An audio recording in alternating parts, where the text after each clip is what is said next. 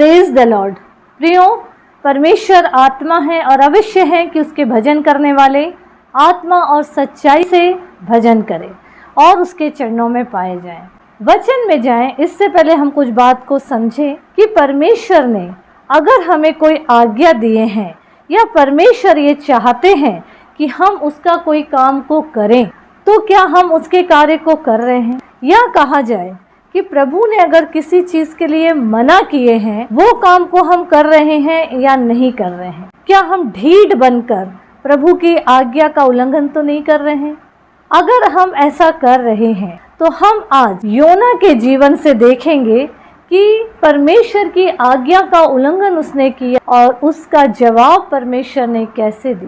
प्रियो, एक बात हम समझें कि परमेश्वर अगर हमसे कुछ चाहते हैं और हम उसे नहीं करते हैं, तो परमेश्वर को ये मालूम है कि ये लोग कैसे रास्ते में आएंगे। योना के साथ भी यही हुआ। परमेश्वर ने उससे बोले, नीनवे शहर में जाके प्रचार कर और बोल कि आज से 40 दिन के बाद नीनवे शहर नष्ट हो जाएगा। लेकिन वो वहां ना जाके तर्शीश की ओर भागने लगा। कितनी मूर्खता वाली उसने हरकत किया।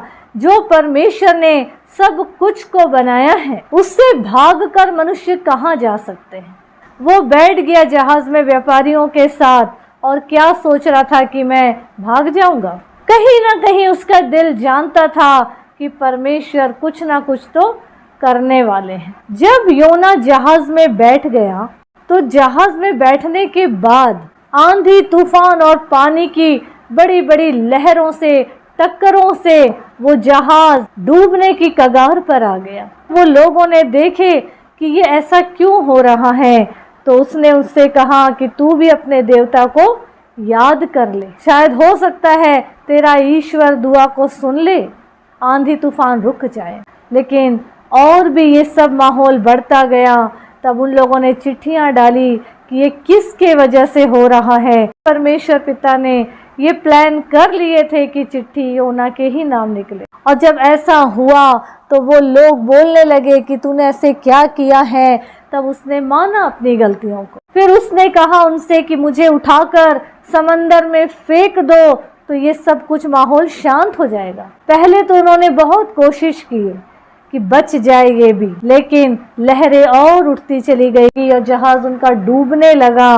तब उन्होंने परमेश्वर से माफी मांगकर योना को उठाकर समंदर में फेंक दिया और परमेश्वर ने पानी के अंदर एक बड़ी सी मछली, जिसे महामच्छ लिखा गया है बाइबल में, जो पहले से ही मुंह खोलकर वहां पे मौजूद थी, उसने योना को निगल ली। और जब निगल ली तो उसके बाद उसके अंदर की गंदगी का पूरा ब्यौरा वहां पे योना दे रहा है। इन सब के बाद भी योना को ये मालूम था कि अब तो यहाँ से मुझे यहोवा ही परमेश्वर ही निकाल सकेंगे। और उसने मछली के पेट में परमेश्वर की दोहाई दी, दुआ किया, प्रार्थना किया और परमेश्वर ने 3 दिन और 3 रात के बाद उस महामच्छ को आज्ञा दिए।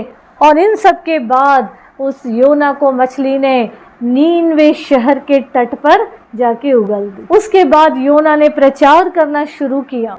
सब ने पश्चाताप किए और ये पश्चाताप, ये दोहाई परमेश्वर यहोवा तक पहुंच गई। और उसने योना से कहा कि जा वहां प्रचार कर कि परमेश्वर ने मनसा को बदल लिए हैं। अब जब ये बात आई तो योना को अपना मान सम्मान दिखने लगा और वो ही आज बना हुआ है लोगों के दिल में। यही चीज़ योना के साथ हुआ और उसने बोला कि मैं तुझसे बोलता था कि तू दयालु है, अनुग्रहकारी, विलंब से कोप करने वाला है, इसीलिए मैं भाग रहा था, लेकिन तूने फिर भी मुझे खींच के यहीं लेके आके डाल दिया। परमेश्वर ने उसको समझाने के लिए कई तरीके अपनाए। धूप से बचाव के लिए एक रेड का बेल उगा दिए कि उससे छाया में ये आराम से सो सके। जब परमेश्वर ने देखे कि ये बड़े आराम से सोने लगा है, तब परमेश्वर ने एक कीड़े को आज्ञा दी। उस कीड़े ने बेल को ऐसा काटा कि वो पूरी रीति से नष्ट हो गया, सूख गया। और तेज कड़क धूप जब योना को लगी तब वो बड़बड़ाने लगा और चिड़ के ये बोलकर मौत मांगने लगा परमेश्वर से कि मेरे लिए जीवित रहने से तो मरना ही अच्छा है। अब यहाँ पे वो कितना ढीठपन दिखा रहा है। अगर हम योना की पुस्तक 4 अध्याय उसका 9 पद पढ़ेंगे, वचन कहता है, परमेश्वर ने योना से कहा, तेरा क्रोध जो रेड के पेड़ के कारण भड़का है, क्या ये उचित है? तो वो क्या बोल रहा है? हाँ, मेरा जो क्रोध भड़का है वो अच्छा ही है। आगे बोलता है, वरन क्रोध के मारे मरना भी अच्छा है। मरना मंजूर है उसको, लेकिन हमारा मान सम्मान ना गिरे। मतलब लोग मर जाएं, लाखों लाख लोग मर जाएं, पर हमारा सम्मान बनाए रखो, क्योंकि हमने बात फंसा दी है वहां पे।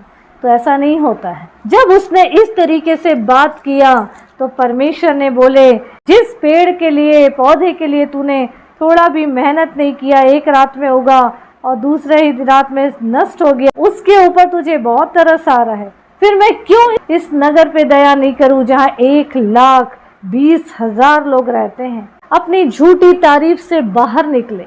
लोगों को आकर्षित करने के बजाय परमेश्वर को अपनी ओर आकर्षित करें। जब वो आकर्षित होंगे तो हम और ऊपर उठते चले जाएंगे। तो इसीलिए प्रभु को पहला दर्जा दे, उसकी आज्ञा को माने, क्योंकि उसकी आज्ञा में ही हमारे अच्छे और बुरे दिन फंसे हैं। अगर हम उसकी आज्ञा में रहेंगे तो आगे बढ़ते जाएंगे, और अगर हम उसकी आज्ञा का उल्लंघन करेंगे तो याद रखिए हम पिछड़ते चले जाएंगे। अपने आप को, अपने जीवन को सही करें, पश्चाताप करें और प्रभु के महिमा के योग्य बढ़ते चले जाएं। प्रभु यीशु मसीह इस वचन के माध्यम से हम सभी को आशीष दे। आमीन, आमीन।